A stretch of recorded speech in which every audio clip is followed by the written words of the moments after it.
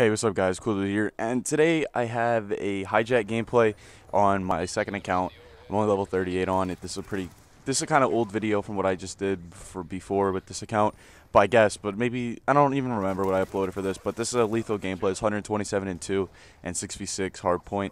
Believe it or not, I did not use this weapon. I picked this up off the floor. I started with a suppressed MP7, but this one is a foregrip, which I didn't use.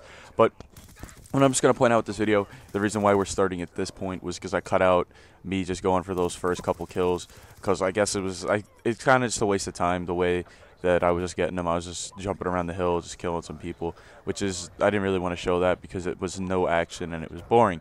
Well, as we all know, we saw Call of Duty Advanced Warfare's multiplayer reveal, or 20-second snippet, whatever it was, that they showed us at the end of the single-player trailer, and I'm just going to point out a few things. I'm not too big into editing, so I don't know how the fuck to get that multiplayer video onto this video so I can talk over it.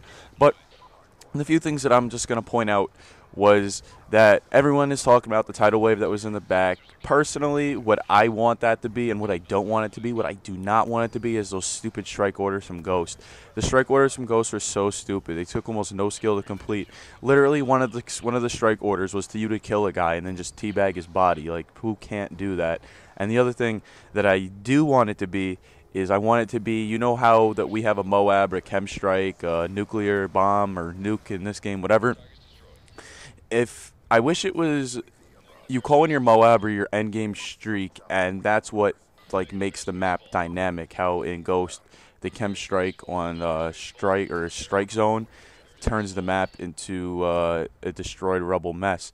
Now, personally, that's what I think the game should be. You should be, the only way the map gets changed is if someone drops the endgame streak. It shouldn't be based off of a strike order, which anybody can complete that has a controller, which shouldn't be right.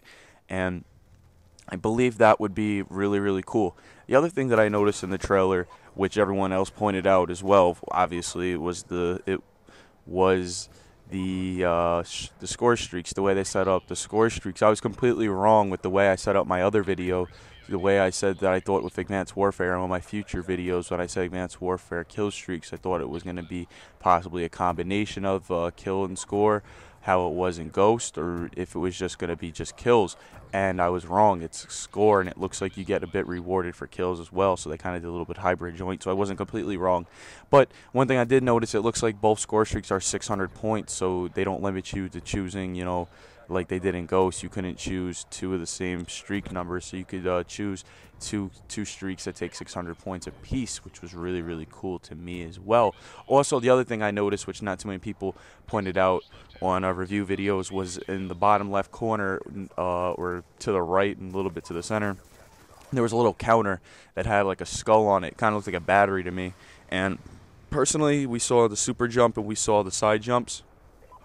I believe that little counter is like a battery to your exosuit to show you how much you can jump or show you how much you can slide according to how much you've used, and maybe over time it recharges, or maybe it doesn't recharge at all and you have to wait till you die, or possibly there'll be like little drops in the middle of the map that maybe charge up your suit. That'd be pretty cool if you ask me. Or how about if you play objective, the game makes you play objective to charge up your suit. I think that'd be really, really cool as well. Now, the other thing I noticed in the trailer, which kind of was iffy to me, was the health. If you saw the guy who shot the gun at the very end of the trailer before the trailer cut off, the guy brought down, I believe that was an SMG. I would just want to guess it's an SMG due to the compact size of the weapon. It held 32 bullets, and mostly the only submachine gun that we've seen hold 32 bullets was the UMP-45 from Call of Duty Modern Warfare 3 and from Call of Duty Modern Warfare 3 and Modern Warfare 2. That's where we saw the UMP.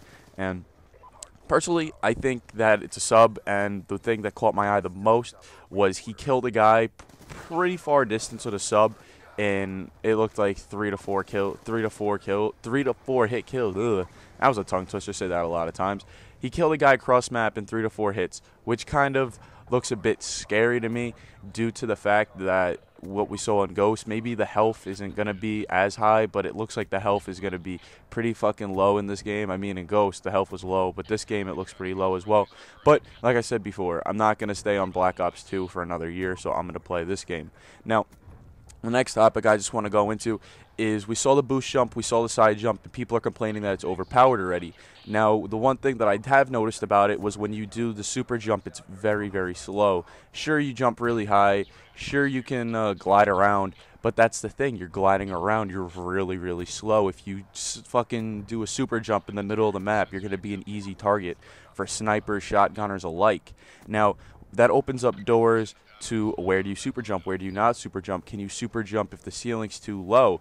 Now, that's a lot of doors that can be opened for us, and personally, I think the super jump looks pretty balanced because as long as it's slow and you're an open target for at least a second or two. Obviously, you can shoot when you super jump, but other people, like if a guy's a sniper, he'll be able to see you across the map, maybe put you one shot or at least call you out or hit you. Now, with the strafe jump, which some people are kind of worried about, shotgunners alike. I know a couple shotgunners and snipers that are kind of worried about the strafe jump. Now, if you go to strafe jump, you can just dodge a shotgun shot. Now, at first, that's what I was thinking, what everyone on my friends list was thinking when we were just debating what we saw in the video. Now, if we go back to what we saw at the end of the trailer where he killed the guy when he super jumped, if you look at his aim, I don't know if this guy is either fucking Jesus Christ and has, you know, supervision and is able to lock onto this guy, or the aim assist in that game has been upgraded. I wouldn't be surprised if the aim assist has been upped because of the super jump, the strafe jumps, all the faster mobility, I guess. Now, that I wouldn't be too surprised about if they pretty much upped up the aim assist, and I wouldn't blame them for it because that would, we know how this community is. People will complain that, oh my God, I can't hit someone with my Remington at close range because he jumps too much. That's pretty much that's pretty much why they did that, I believe.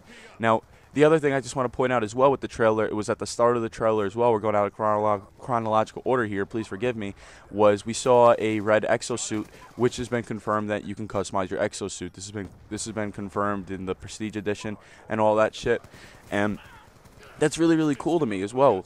Also, to the other thing that I also noticed in the trailer, which I don't think a lot of people noticed as well, was the kill feed is actually bottom left, which more people noticed. The radar is back to Black Ops 1, Modern Warfare 2, prior Call of Duty Ghost radars, which is a fucking good thing. That radar is ugly as fucking Ghost. And the one thing I noticed that not a lot of people did notice was that the radar actually updates real time. It's not like this game or Ghost where there's like a half a second delay when someone dies. I noticed that on the bottom trailer the bottom of the radar when somebody died, it updated real time. There's no delay, which is good. That's back to the Modern Warfare 3, Modern Warfare 2 radar, which didn't have a delay, so you could kind of see where your teammates died on the map before having to see the SCO indicator come up.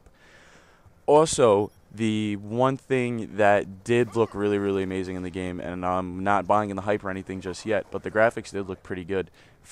They didn't say, I don't think they said which console it was on, but I'm just going to guess because the last trailer was done on an Xbox One. I'm just going to say that was done on Xbox One.